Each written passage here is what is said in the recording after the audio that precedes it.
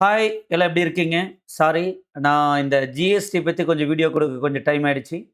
So கொஞ்சம் ட்ராவல்ல இருந்ததுனால கொஞ்சம் லேட்டா போடுறோம். இத பத்தி எல்லாமே நீங்க வந்து சோசியல் மீடியாலயும் சரி, ஓ ஸோ எல்லா இடத்துலயும் இந்த நியூஸ பத்தி தான் நீங்க கேள்விப்பட்டிருப்பீங்க. எஸ், 22 செப்டம்பர்ல இருந்து நம்மளுடைய ஜிஎஸ்டில மிகப்பெரிய மாற்றங்கள் இருக்கு. அத ஆல்ரெடி நம்ம பார்த்திருப்போம். அதனோட பேசிக்ஸா ஒரு சில இம்பார்ட்டன்ட் பாயிண்ட்ஸ மட்டும் I thought of communicating through வீடியோங்க. ஸோ அத நம்ம பார்த்துரலாம். ஸோ ஜிஎஸ்டி 2.0 நீங்க ஆல்ரெடி தெரிஞ்ச மாரி, S it is a very welcome move. GST 1.0 GST launch பண்ணதுக்கப்புறம் இத ரொம்ப நாள் எக்ஸ்பெக்ட் பண்ணிட்டு இருந்தோம். But after long time the government have given so many amendment and relaxation. So lot of the items have been moved into 28ல இருந்து like 18 இந்த மாரி கொஞ்சம் பெர்சன்டேஜ் சேஞ்சஸ் ஆயிடுக்குங்க. ஸோ நமக்கு டே டு டே ஆக்டிவிட்டீஸ்ல இருக்கக்கூடிய எல்லா ஐட்டமும் மோஸ்ட்லி 5%லயும், அதர் ஐட்டம்ஸ் எல்லாம் 18லயும், அடுத்து 40%. There are 3 major percentages are there. 5%, 18%, 28%. இந்த டெர்ம்ஸ் சர்வீஸ பொறுத்தவரைக்கும் மேஜரா எந்த சேஞ்சஸும் கிடையாது. 18%ல தான் இருக்கும். கூட்ஸ பொறுத்தவரைக்கும் there are lot of changes are there. So நெறைய ஐட்டம் வந்து பார்த்தீங்கன்னா, எக்ஸம்ப்டடுக்கு மாறிடுக்கு. அப்புறம் 18ல இருந்து 5க்கு வந்திருக்கு. 28ல இருந்து 18க்கு வந்திருக்கு. இந்த மாரிலாம் நெறைய இருக்குங்க. இதுல யூசுவலா நம்ம இந்த document already I would have shared with various other places. நம்ம இத பத்திலாம் ரொம்ப டிஸ்கஸ் பண்ண போறது கிடையாது. பேசிக்கா பிசினஸ்க்கு என்ன இஷ்யூஸ் இருக்குங்கிறத நம்ம அடுத்த ஒரு 2 மினிட்ஸ்க்கு அப்புறம் டிஸ்கஸ் பண்ண போறோம். That is very important with effect from tomorrow. So இதனால என்ன அப்டின்னா, நமக்கு எல்லாத்துக்கும் தெரிஞ்சிருக்கும். House hold items AC, TV இந்த மாரி இருக்கக்கூடிய ஐட்டம்ஸ் எல்லாமே கம்மியாகுதுங்க. 28லேருந்து 18 ஆகுறனால. தென் டெய்லி யூஸ் பண்ணக்கூடிய ஐட்டம்ஸ் எல்லாம் வந்து 5% இதுக்குள்ள லைக் காஸ்மெட்டிக்ஸ் ஐட்டம், பேஸ்ட் இந்த மாரிலாம் இருக்கிறதெல்லாம் 5%க்கு வருது. ஸோ அதனாலயும் நமக்கு எக்ஸ்பென்சஸ் மீதி ஆகுது. அடுத்து இந்த டெர்ம்ஸ் ஆஃப் கார் வந்து பார்த்தீங்கன்னா, நெறைய பேத்துக்கு கன்ஃப்யூஷன்ஸ் இருக்குங்க. கார பொறுத்தவரைக்கும் 2 ஆஸ்பெக்ட்ஸா நம்ம ஸ்ப்ளிட் பண்ணலாங்க. ஒண்ணு வந்து 18%க்குள்ள வருதுங்க. அதுக்கு அடுத்தது வந்து பார்த்தீங்கன்னா, இன்னொன்னு வந்து 40%ல வருது. Let me take S it is here. So என்ன அப்படின்னு கேட்டீங்கன்னா, பேசஞ்சர் கார பொறுத்தவரைக்கும் 18% என்ன, 40% என்ன அப்படிங்கிறது நெறைய பேத்துக்கு கன்ஃப்யூஷனுங்க. பெட்ரோல், எல்பிஜி இந்த கார் இருந்ததுன்னா 1200 சிசி அல்லது டீசல் காரா இருந்தா 1500 சிசிக்குள்ள இருந்ததுனால், அதுக்கப்புறம் 4 மீட்டர் அதாவது 400 கீழ லென்த் இருந்ததுனால் 18%ல போகுங்க. இதுல நார்மலா நம்ம ஸ்விஃப்ட் காரு, ஆல்டோ ஸோ இந்த மாரி எல்லா கார்ஸும் அதுல வந்துரும். உங்களுடைய car capacity like as I set petrol காரா இருந்ததுன்னா 1200 சிசிக்கு மேலயோ, இல்ல டீசலா இருந்தா 1500 சிசிக்கு மேலயோ ஆர் ஆர் ஆ நம்மளுடைய லென்த் வந்து 4000 க்கு மேல இருந்தாலும், கண்டிப்பாக அது நமக்கு 18 கிடையாதுங்க. 40%. ஸோ அப்ப இதுவரைக்கும் இருந்ததோட இப்ப வந்து காரினுடைய ரேட் அதிகமாயிடுக்கா, கம்மியாயிடுக்கா அப்படின்னு கேட்டீங்கன்னா, ஸோ அப்படின்னு கேட்டீங்க அப்படின்னா, எஸ் இந்த மிட் சைஸ் வேரியன்ட் கார் எல்லாமே நமக்கு கம்மியாகுது. ஸோ இந்த ஹை எண்ட் காரு அப்படின்னு சொல்றதோட, இந்த 4000 க்கு மேல அல்லது இந்த கெப்பாசிட்டிக்கு மேல இருக்க காரும் கம்மி ஆகுது. என்ன சொல்றீங்க? 40% போது எப்படி கம்மியாகுது அப்படின்னு கேட்டீங்கன்னா, எஸ் இதுக்கு முன்னாடி 28% plus chess, common chess and chess அப்படின்னு இருந்ததுங்க. அத பேஸ் பண்ணி எல்லா காரும் இந்த கேட்டகரில வர கார் எல்லாம் 45% வரைக்கும் டாக்ஸ் ஆச்சு. இப்போ உங்களுக்கு 40% டாக்ஸ் ஆகுது. செஸ்ஸ தூக்கிட்டாங்க. ஸோ அப்படி பார்த்தீங்கன்னா 5-10% வந்து உங்களுக்கு ரிடக்ஷன் கிடைக்குதுங்க. அதுலயுமே ரிடக்ஷன் கிடைக்குது.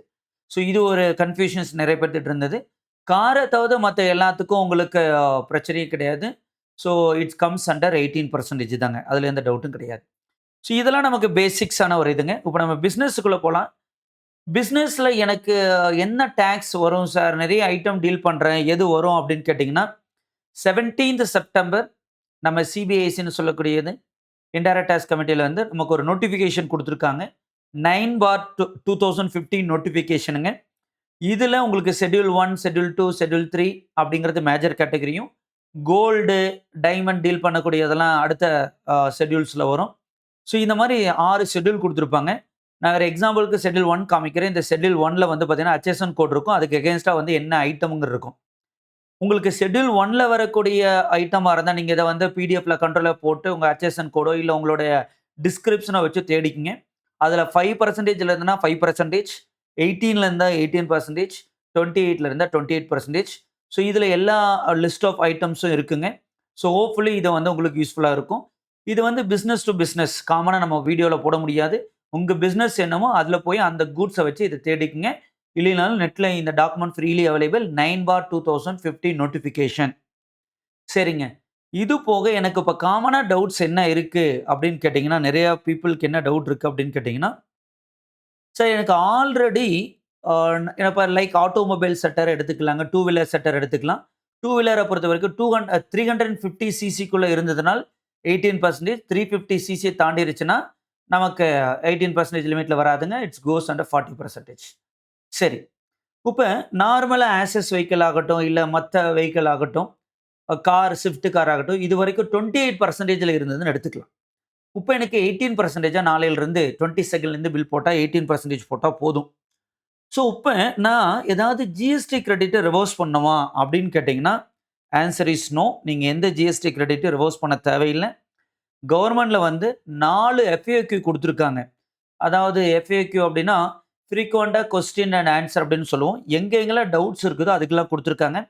ஸோ ஃபார் 4 எஃப்ஏக்யூ ஹேவ் இஷ்யூடுங்க. எஃப்ஏக்யூ 1, எஃப்ஏக்யூ 2, 3, 4 இஷ்யூ பண்ணியிருக்காங்க.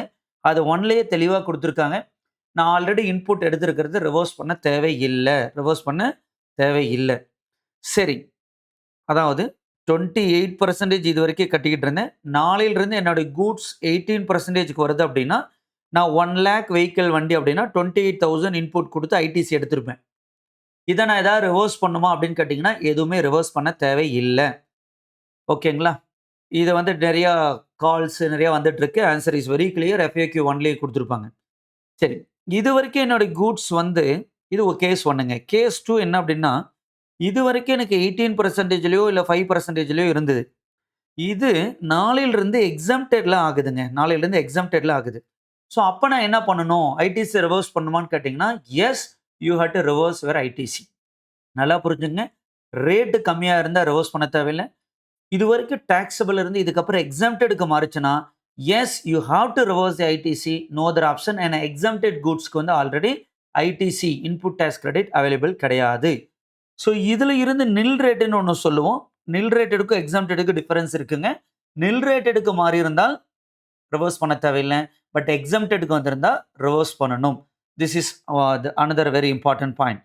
Then another most important thing என்ன அப்படின்னு கேட்டிங்கன்னா, like yes, this is also common doubts which comes to majority of the people. Sir, 22nd செப்டம்பர்ல மாறப்போகுது. இப்போ நம்ம இந்த டேட்டுக்கு முன்னாடி எடுத்துக்கலாம், இந்த டேட்டுக்கு அப்புறம் எடுத்துக்கலாம். ஸோ இப்போ இதில் நான் என்ன ரேட் யூஸ் பண்ணணும் அப்படிங்கிறது நிறைய பேர்த்துக்கு டவுட் இருக்குங்க. 3 கண்டிஷனுங்க. 1 கூட்ஸ் வந்து சப்ளை பண்ணியிருந்துருக்கணும்.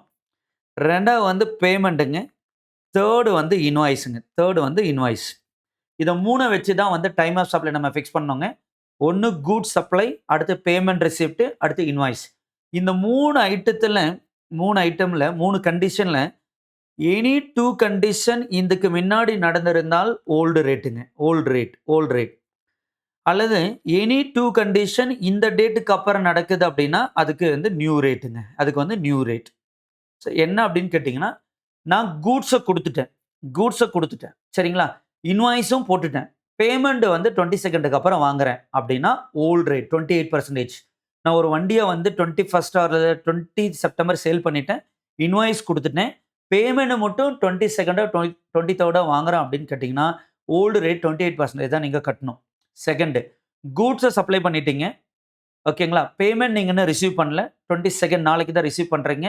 இன்வாய்ஸ் நாளைக்கு தான் கொடுக்குறீங்க அப்படின்னா எஸ், 18% போட்டால் போதும். ஸோ இது வந்து நிறைய பேர்த்துக்கு இந்த கிளாரிஃபிகேஷன் தேவைப்பட்டுச்சுங்க. ஸோ இது ஒரு 2 பேசிக் கிளாரிஃபிகேஷன். ஒன்று வந்து இன்புட் ரிவர்ஸ் பண்ணுமா வேண்டாமா. செகண்ட் திங் வந்து பார்த்தீங்கன்னா, இதில் நான் எந்த ரேட்டு யூஸ் பண்ணணும் அப்படிங்கிறது. ஸோ இது போக உங்களுக்கு டீட்டெயில்ஸ் வேணும் அப்படின்னா நான் ஒரு சம்மரியும் ஆல்ரெடி அதர் பிளேசஸில் விட ஷேர்டுங்க. தென் 9/2025 நோட்டிஃபிகேஷன் பாருங்கள். அதில் HSN கோட் இருக்கும். அந்த HSN கோடுக்கு எகென்ஸ்டாக உங்களுடைய ஐட்டம்ஸ் வந்ததுன்னா அந்த ரேட்டை போடுங்க. இது போக உங்களுக்கு டவுட்ஸ் இருக்குது அப்படின்னா FAQ 1, FAQ 2, FAQ 3, 4 அப்படின்னு 4 டாக்குமெண்ட் ரிலீஸ் பண்ணியிருக்காங்க. அதில் ஒரு சாம்பிள்ஸ் தான் இப்போ உங்களுக்கு காமிச்சிருந்தேன். ஸோ இதை நீங்கள் பார்த்தீங்கனாலும் உங்களுக்கு ஐடியாஸ் கிடைக்கும். ஸோ ஹோப்ஃபுல்லி இந்த வீடியோ உங்களுக்கு ஓரளவுக்கு ஒரு இன்ஃபர்மேஷன் கொடுத்துருக்கோம் நம்புகிறேங்க. So thank you. நம்ம நெக்ஸ்ட் லெவல் ஆஃப் ஜிஎஸ்டியோட ட்ராவல் பண்ணலாம். Thank you all.